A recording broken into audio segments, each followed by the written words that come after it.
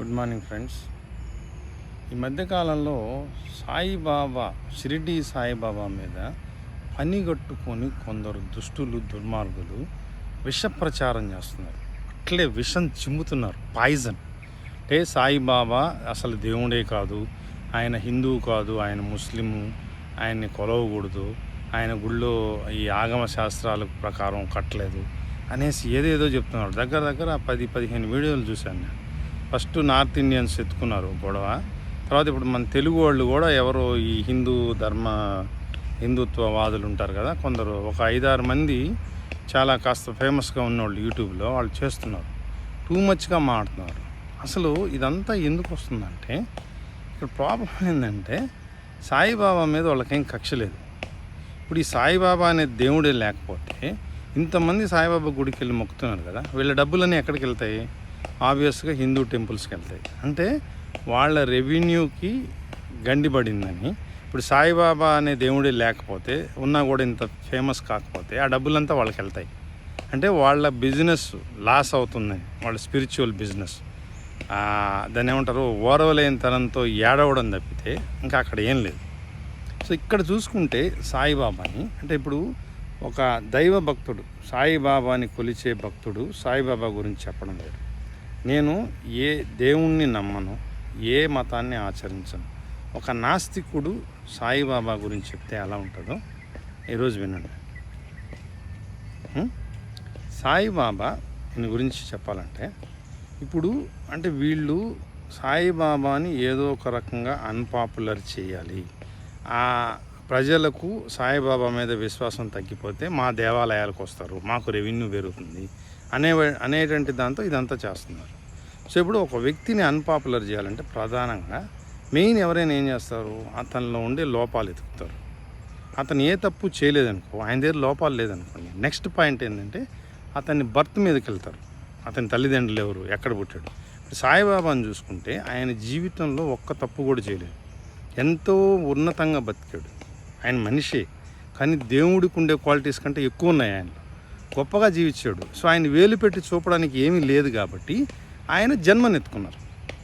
అంటే ఆయన పుట్టుక ఇప్పుడు ఇట్ డజంట్ మ్యాటర్ కదా, ఒక మనిషి ఎలా బతికాడు అనేది ముఖ్యం, సమాజానికి ఏం చేశాడు అనేది ముఖ్యం. కానీ అతను ఎవడికి పుట్టాడు, అతని తల్లిదండ్రులు ఎవరు, తాత ముత్తాతలు ఎవరు అనేది non sense, nothing. So Saibaba Uttar Pradesh ప్రాంతంలో ఫరీదాబాద్ అనే ఊళ్ళో ఆయన తండ్రి ఒక పితూరి, అంటే ఆఫ్ఘాన్ ముస్లింకి పుట్టాడు. అంటే తగ్గి అని ఉండేది, దగ్గి అంటారు దాన్ని. బ్రిటిష్ వాళ్ళు వచ్చాక తగ్గింది అది. అంటే ఆఫ్ఘనిస్తాన్ నుంచి ఈ దోపిడీ దొంగలు పితూరులు వచ్చి భారతదేశానికి వచ్చి దోచుకొని వెళ్ళేవాడు.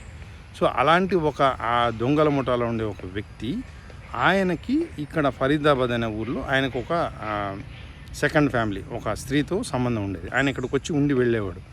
ఆయన ద్వారా ఆ స్త్రీకి పుట్టినవాడే ఈ సాయిబాబా. ఆయన 12 సంవత్సరాల వరకు ఇంట్లో తల్లి దగ్గర పెరిగాడు. 12 ఏళ్ళు వచ్చేటప్పటికి సూఫీలు, ఇస్లాంలో సూఫీ గురువులు ఉంటారు. వాళ్ళు అద్భుతమైన ఫిలాసఫీ, వాళ్ళకి శాంతిని, ప్రేమని, కరుణని ప్రపంచానికి పరిచయం చేసినటువంటి ఉత్తమమైన ఫిలాసఫీ. కావాలంటే గూగుల్లో కొట్టండి, సూఫీ తత్వాలు అంత అద్భుతంగా ఉంటాయంటే మనిషికి ప్రేమ తత్వాన్ని, మానవత్వాన్ని నేర్పినటువంటి తత్వాలు. చాలా వాళ్ళు ఇస్లాంలో నుంచి వచ్చిందే అది, కానీ చాలా అద్భుతంగా ఉంటుంది. ఆ సూఫీ సన్యాసులతో, బైరాగులతో కలిసి ఇల్లు విడిచి ఆయన హిమాలయాలకు వెళ్ళిపోయాడు. ఎందుకంటే ఆ ఉత్తరప్రదేశ్ దగ్గరలో హిమాలయాలకు దగ్గర ఉంటుంది. అక్కడికి వెళ్ళి ఆయన ఏం చేశాడంటే అక్కడ హిందూ సాధువులను కూడా కలిశాడు. ముఖ్యంగా సాయిబాబా ఏం చేశాడంటే 12 ఏళ్ల వయసులోనే ఆయన నిర్ణయించుకున్నాడు, నా జీవితం ఈ సమాజానికి అంకితం. అంటే సన్యాసం తీసుకునేసాడు. వాళ్ళతో కలిసి సూఫీల ప్రభావంతో వెళ్ళి అక్కడికి వెళ్ళి ఆయన ఏం చేశాడంటే అక్కడ కొందరు వైద్యులు, ప్రకృతి వైద్యులు, అది ఆయుర్వేదమా ప్రకృతి వైద్యమో తెలియదు కానీ ముఖ్యంగా కుష్టు వ్యాధిని నయం చేసే వైద్యాన్ని సాయిబాబా నేర్చుకున్నాడు. ఒక 4 సంవత్సరాల వ్యవధిలోనే ఆయన పూర్తిగా దాన్ని నేర్చుకున్నాడు. అంటే 16-17 ఏళ్ళు వచ్చేటప్పటికి ఒక కంప్లీట్ క్యూర్ చేసే ఒక డాక్టర్ లాగా ఆయన తయారయ్యాడు. వాళ్ళ దగ్గర నేర్చుకున్నాడు.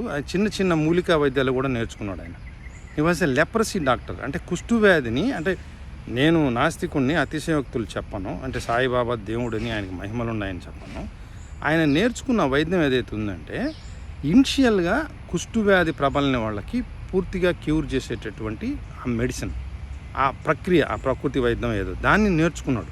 అంటే బాగా ముదిరిపోయిన వాళ్ళకి నయం చేయలేడు. ఇనిషియల్గా ఆల్రెడీ ఆ వ్యాధి బారిన పడ్డోళ్ళకి నయం చేయగలుగుతాడు. కొత్త వాళ్ళకి ఎవరికి ఆ వ్యాధి రాకుండా నిరోధించే మందు ఇవ్వగలిగేటటువంటి ఆ వైద్య ప్రక్రియను నేర్చుకున్నాడు. అక్కడ ఉత్తరప్రదేశ్ ప్రాంతంలో ఉన్నటువంటి సాయిబాబా ఈ మహారాష్ట్ర ప్రాంతంలో ఉండే షిరిడీకి ఎందుకు వెళ్ళాడంటే, ఆయనకు విద్య నేర్పించినటువంటి గురువులు ఆయనకి ఆదేశం ఇచ్చారు. ఏమని?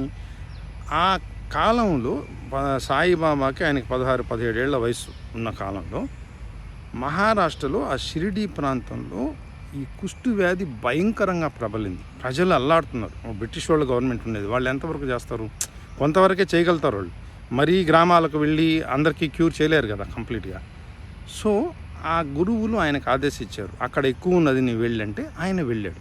ఆయన ఏంటి? సన్యాసి, బైరాగి. ఆయన ఏంటంటే సాయిబాబా ఫిలాసఫీ ఏంటంటే, సంపాదించిన దాంట్లో సగం మాత్రమే నీది, సగం ఈ సమాజానికి.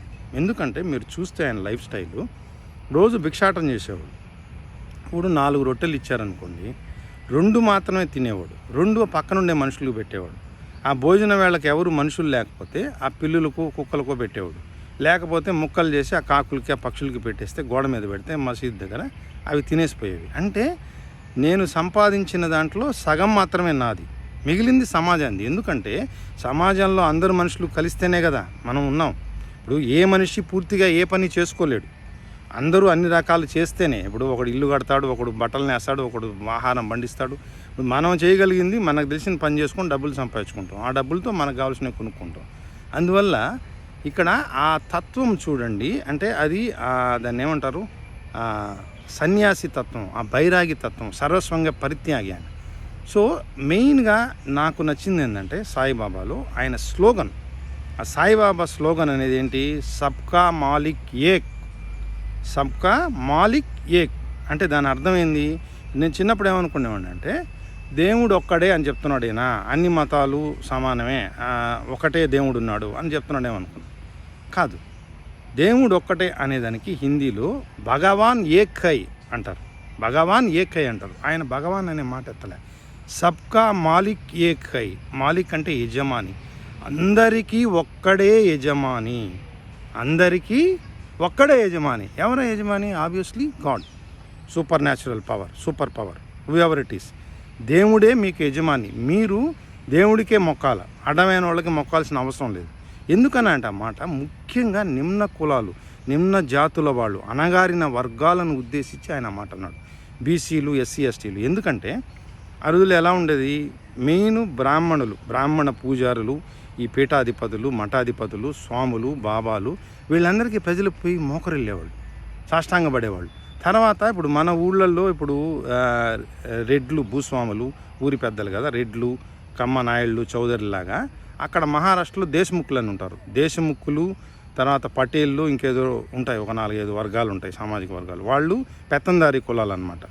వాళ్ళు శూద్రులే. బ్రాహ్మణులు ఒకవైపు, అంటే ఏంది, స్పిరిచువల్ ఫ్యాసిజం. హిందూ మతంలో మెయిన్ వాళ్లే కదా. ఇప్పుడు పూజారులు, పీఠాధిపతులు, మతాధిపతులు, వాళ్ళకి మొక్కేవాళ్ళు. ఈ దేశముఖులకి, ఈ ఊరి పెద్దలకి మొక్కేవాళ్ళు. అందరికంటే టాప్లో పైన బ్రిటిష్ వాళ్ళు రూల్ చేసేవాళ్ళు. అప్పటికి రాజరికాలు పోయాయి. సో మీరు ఎవరు కూడా, ప్రజలు ఏ మనిషి ఇంకో మనిషికి బానిస కాడు. అందుకే సబ్కా మాలిక్ ఏక్, ఒక్కడే యజమాని అందరికీ. మీరు ఎవరి కాళ్ళు మొక్కాల్సిన అవసరం లేదు. మీరు నీతిగా నిజాయితీగా బతకండి. ఆ ఒక్కడు, ఆ దేవుడు ఎవడు? ఆ దేవుడు రాముడు కావచ్చు, కృష్ణుడు కావచ్చు, యేసుక్రీస్తు కావచ్చు, అల్లా కావచ్చు, ఇంకొక శివుడు కావచ్చు, ఇంకోటి కావచ్చు, అది మీ ఇష్టం. కానీ మీరు you are only answerable to the God. You no need to bow your head to other people. అంటే ముఖ్యంగా ఈ రూల్స్, స్పిరిచువల్ ఫ్యాసిజం అంటే ఆధ్యాత్మికంగా ఒక నియంతృత్వం, ఆధ్యాత్మిక నియంతృత్వం. అంటే ఈ కులపోళ్ళే, ఈ బ్రాహ్మణ కులంలో పుట్టినోళ్ళు గొప్పోళ్ళు, తర్వాత మిగిలిన వాళ్ళు తక్కువ వాళ్ళు, వీళ్ళంతా వీళ్ళకి మొక్కాలి, గర్భగుడిలోకి పోకూడదు, వీళ్ళు ఇక్కడే ఉండాలి, దేవుడి దగ్గర మెయిన్గా పూజ అర్చకత్వం చేసేది ప్రధాన ఒక కులంలో పుట్టిన వాళ్ళే చేయాలి అనేటువంటి భావజాలం. అంటే మిగతా వాళ్ళంతా బానిసలుగా ఉండాలి, వాళ్ళ చెప్పు చేతుల్లో ఉండాలి, అధికారులు, పాలకవర్గం చెప్పిందే వినాలి అనేటటువంటి బానిసత్వం నుంచి ప్రజలను, దాన్ని ఏమంటారు, ఎన్లైట్ చేయడానికి ఆ మాట అన్నాడు. ఆయన ఇండైరెక్ట్గా చెప్పాడు అన్నమాట, డైరెక్ట్గా అనలే. ఎందుకంటే డైరెక్ట్గా అంటే గొడవలు వస్తాయి కదా. ఇప్పుడు మీరు వాళ్ళకి మొక్కద్దు అని చెప్పలేడు. వాళ్ళు తగువుకు వస్తారు కదా. ఆయన అంత మర్మంగా అంత నైస్గా ఎవరిని హట్ చేయకుండా ఉన్నా కూడా ఆయనకి వ్యతిరేకత వచ్చింది. సాయిబాబాకి ఈ ముస్లిమ్స్ వ్యతిరేకించారు, తర్వాత బ్రాహ్మణులు చాలామంది ఆయన వ్యతిరేకించినవి కూడా ఉన్నాయి. మనకు సినిమాలో కూడా చూపిస్తారు, సాయిబాబా సినిమాలో సచ్చరిత్ర పుస్తకంలో కూడా ఉంటుంది. అంటే ఆయన అట్లున్నా కూడా వ్యతిరేకత వచ్చింది. అంటే డైరెక్ట్గా చెప్పుకుంటే ఇంకెంత గొడవలు ఉండేవి. అందుకే ఆయన ఆ మాట వాడాడు, సబ్కా మాలిక్ ఏక్. అది ఆయన ఫిలాసఫీ. ఇప్పుడు మీరు చూసుకుంటే ఆయన సాయిబాబా అక్కడికి వెళ్ళి ఎంతోమందికి కుష్టివ్యాధి నయం చేశాడు. ఇప్పుడు ఒక పేదోడికి కుష్టివ్యాధి నయం చేస్తే ఆ 2 చేతులు ఎత్తి సాయి బాబా నువ్వు దేవుడు అని చెప్పి దండం పెడతాడు. ఇప్పుడు కుష్టివ్యాధి పేదోళ్ళకే కాదు, డబ్బులున్న వాళ్ళకి కూడా వస్తుంది. ధనవంతులకి నయం చేస్తే వాళ్ళు ఏం చేస్తుంటారు, ఫస్ట్ జోబులోంచి డబ్బులు తీసి ఇచ్చుంటారు సాయిబాబా. మిత్రులారా, ఏ రోజు కూడా షిరిడి సాయిబాబా ఆయన చేసిన దానికి ₹1 తీసుకోలే. ఈరోజు కొంతమంది ఉన్నారు దొంగనా కొడుకులు, మతం పేరు చెప్పి బెగ్గర్స్, వాళ్ళు అడక్క తింటున్నారు. దేవుడి పేరు చెప్పి డబ్బులు అడుక్కునే ఎదవల కంటే ఈయన 100 రెట్లు మేలు. అంతే కదా. ఆయన చేశాడు, ఆ వ్యాధిని నయం చేస్తే వాళ్ళు డబ్బులు ఇవ్వబోయారు. ఎంతోమంది స్థలం ఇస్తామన్నారు. అయ్యా నువ్వు ఈ ఆశ్రమం కట్టుకో, ఈ పాడుబడ్డ మసీదులో ఎందుకుంటావు, చిన్నది, నీకు బాంబే దగ్గర పెద్ద స్థలం ఇస్తాం 5 ఎకరాలు, నువ్వు హ్యాపీగా ఆశ్రమం కట్టుకో, మీ వాళ్ళని పెట్టుకో, హ్యాపీగా ఉండు, నీకు అంతా ఇస్తామంటే సింపుల్గా నిరాకరించాడు చిరునవ్వుతో. ఏ రోజు ఎవరి దగ్గర ₹1 తీసుకోలేదు, ఎవరిని దోపిడీ చేయలేదు, ఏ స్త్రీని అంటలేదు సాయిబాబా. ఈ ఆశ్రమాలు కట్టుకొని లగ్జరీగా బతకలే ఆయన. ఆయన జీవితాంతం ఆ చినిగిన చాప ఏదో 2 దుప్పట్లు వేసుకొని ఇటికి రాయిని తల కింద పెట్టుకుని పడుకున్నాడు. అంటే శారీరక సుఖాలు ఏమీ లేకుండా జీవించాడు. రోజు పోయి భిక్షాటం చేసుకొని తెచ్చిన దాంట్లో వాళ్ళు ఏమన్నా పెడితే సగం మాత్రమే తిని సగం ఖాళీ కడుపుతూ ఉండేవాడు. అంటే జీవక్రియలకు ఎంత అవసరమైందో అంత చాలు, బతకడానికి శక్తి కావడానికి ఎంత తినాలో అంత క్యాలరీస్ మాత్రమే తీసుకొని మిగిలింది సమాజానికి పెట్టేవాడు, వేస్ట్ చేసేవాడు కాదు. ఇప్పుడు శ్రీరామనవమి ఉత్సవాలు చేశాడు సాయిబాబా. ఎందుకు చేశాడంటే ముఖ్యంగా ఆ రోజుల్లో బ్రాహ్మణుల నుంచి వ్యతిరేకత రాకుండా ఉండటానికి ఆయన శ్రీరామనవమి ఉత్సవాలు చేశాడు. అంటే అన్ని మతాలు ఒకటే, అందరినీ కలుపుకుని వెళ్ళాలి. అంటే నేను ఎవరికి వ్యతిరేకం కాదు, నన్నేదో నేను వేరే మతస్థుని అనుకోబాకండి, అందరూ కలిసి ఉండాలి అంటే ఒక ఐకమత్యం, ఒక యూనిటీని తీసుకొచ్చాడు. ఫస్ట్లో సాయిబాబాకి చాలా వ్యతిరేకత వచ్చింది. అంచెలంచెలుగా దాన్ని పోగొట్టి అందరి వాడు అనిపించుకున్నాడు. చివరికి పోయే నాటికి ఆయనకి ఎంతోమంది ఫాలోయర్స్ ఉన్నారు. కానీ ఏమైందంటే ఆయన పోయిన తర్వాత ఆయనతో ఉన్నటువంటి వాళ్ళు కొందరు ఆయన్ని దేవుడిగా ప్రచారం చేశారు, ఆయనకి మహిమలు ఉన్నాయని. అంటే ఆ రోజుల్లో పెద్ద సైన్స్ తెలియదు కదా. ఆయన వైద్యం చేసేటప్పటికి ఆయనకి ఏదో మహిమలు ఉన్నాయని, ప్లస్ ఆయన స్పిరిచువల్గా మాట్లాడేవాడు, ఆధ్యాత్మికంగా చాలా విషయాలు చెప్పేవాడు. ఆయన ఏం చదువుకోలేదు కానీ ఎంతో జ్ఞానాన్ని సంపాదించాడు. అందరితో డిబేట్స్ పెట్టేవాడు, పెద్ద పెద్ద పండితులతో, ఈవెన్ క్రిస్టియన్ పాస్టర్స్తో కూడా ఆయన డిబేట్ పెట్టుకుని ఈ ముస్లిమ్స్, క్రిస్టియన్స్, హిందూ పూజారులు అందరితో మాట్లాడి అందరినీ ఒప్పించేవాడు. అంటే అంతా కూడా ఒకటేను, ఇదంతా కూడా మనుషులు పెట్టుకుంది, దేవుడు ఎప్పుడు ఇలా చెప్పడు, సో సర్వాంతర్యామ ఒక్కడే ఉన్నాడు అని ఒక ఆగ్నోయిస్టిక్ థాట్ ప్రాసెస్లో వెళ్ళాడు ఆయన లైఫ్ అంతా. సో చూడండి, అలాంటి వ్యక్తిని పట్టుకొని ఇప్పుడు విష ప్రచారం చేస్తున్నారు. అంటే ఇప్పుడు బేసిక్గా దేవుణ్ణి ఎవరైనా ఎందుకు కొలుస్తారు, ఏ మనిషి అయినా 2 కారణాలు. ఒకటి భయం, 2 ఆశ. అంటే తమకేం కాకూడదు, చెడు జరగకూడదు, కష్టాలు రాకూడదు, నష్టాలు రాకూడదని దేవుణ్ణి కోరుకుంటారు. ఇంకోటి ఆశ, మంచి జరగాలని. ఆశ అంటే దురాశ కాదు. దేవుడికి మొక్కే వాళ్ళంతా దురాశ పరులు కాదు. చిన్న మినిమం, ఇప్పుడు ఒక ఎగ్జామ్ రాయడానికి స్టూడెంట్ వెళ్తున్నాడు, నాకు మంచి మార్కులు రావాలి. ఇంకొక ఆయన వ్యాపారం చేస్తున్నాడు, నాకు లాభం రావాలి. ఉద్యోగానికి ఇంటర్వ్యూకి వెళ్తున్నాను, జాబ్ రావాలి. అంటే చిన్న చిన్న ఆశలు, కోరికలు. అంటే వీళ్ళు అందరూ కూడా ప్రజలు దేవుడికి మొక్కేసి గమనైపోరు, ప్రయత్నం చేస్తారు, ప్లస్ దేవుడికి కూడా మొక్కుతారు. కొంచెం వాళ్ళకు హోప్ వస్తుంది, అందుకోసం మొక్కుతారు. కానీ ఇప్పుడు తిరుపతి వెంకటేశ్వర స్వామి గుడికి వెళ్ళారు, కోటలో కోటమ్మ గుడికి కోడికి వచ్చారు. 2 వైరుధ్యమైనట్టువి, హిందువులే చేస్తున్నారు. అది వెజిటేరియన్, ఇది నాన్ వెజిటేరియన్.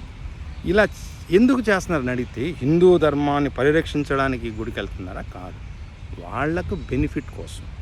వాళ్ళకి ఏంటంటే మంచి జరుగుతుందని, నాకు నా కుటుంబ సభ్యులకి మంచి జరుగుతుంది, ఎవరో చెప్పారు ఇలా దేవుడికి మొక్కితే మంచి జరుగుతుంది, అందువల్ల వెళ్తున్నారు. కానీ ధర్మాన్ని పరీక్షించడానికి ఎవరు వెళ్ళరు. ఇక్కడ ఎవడైతే హిందూ ధర్మం అంటున్నాడో మిత్రులారా బాగా ఆలోచించండి. 2 కారణాలు. ఒకటి మతం పేరుతో దోచుకోవడానికి, లేదా రాజకీయ లబ్ధి పొందడానికి. ఇప్పుడు సెంట్రల్లో ఉండే బీజేపీ గవర్నమెంట్ ఏం చేస్తుంది, ప్రజలను సమస్యల గురించి ఆలోచించనీయకుండా పక్కదారి పట్టిస్తుంది, డైవర్షన్ పాలిటిక్స్. ఇప్పుడు ప్రజలు ఖాళీగా ఉంటే మైండ్ అడుగుతారు కదా, ఏంది ఇక్కడ జాబ్స్ లేవు, ఇవి లేవు, ఈ సమస్యలు ఉన్నాయి, ఆ సమస్యలు ఉన్నాయి, అవన్నీ డైవర్ట్ చేసేసి మతాన్ని రెచ్చగొట్టేసి వాళ్ళు ఉపయోగించిన ఆయుధమే మతం. మతం అనే దానికి ఈజీగా ఎవరైనా రాడికలైజ్ అయిపోతారు ప్రజలు. దాన్ని అడ్డం పెట్టుకొని వాళ్ళని బిజీగా ఉంచేసి వీళ్ళు దోపిడీ చేసుకున్నాం. మొత్తం ఆదానికి అంబానీకి దొబ్బ పెడుతున్నారు. అన్నీ వైజాగ్ స్టీల్ ప్లాంట్ కూడా ఆదానికి అమ్మేస్తున్నారు.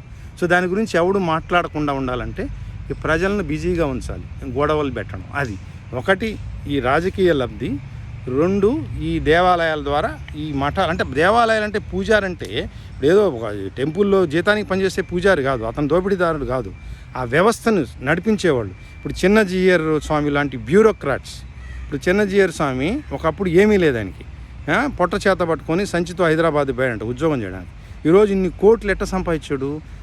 అప్పనంగా తెలంగాణ గవర్నమెంట్ నుంచి ల్యాండ్ ఫ్రీగా దొబ్బేసి సమతా మూర్తిని పెద్ద విగ్రహం కట్టి 100 రూపాయల టికెట్ దానికి. ఆడేమో సమ్మక్క సార్లక్క జాతరలో 2 ఏళ్ళకి జరిగేది ఫ్రీగా జరిగే జాతరని అక్కడ వ్యాపారం అంటున్నాడు. ఏం చేసేది వ్యాపారం కదా, టికెట్ పెట్టి డబ్బులు దండుకుంటున్నాడు. ఏ దేవాలయంలో టికెట్లు పెట్టి డబ్బులు దండుకుంటారు, ఉండీలు పెడతారు. అది వ్యాపారం పక్క. మతం పేరు చెప్పి వాళ్ళు దోచుకుంటున్నారు. అంటే ఆ గుప్తాధిపత్యం సాధిస్తున్నారు మతంలో. పైకేమో ఇలాంటి వాళ్ళందరినీ తిడతారు. అదనమాట విషయం. ఒకసారి ఆలోచించండి.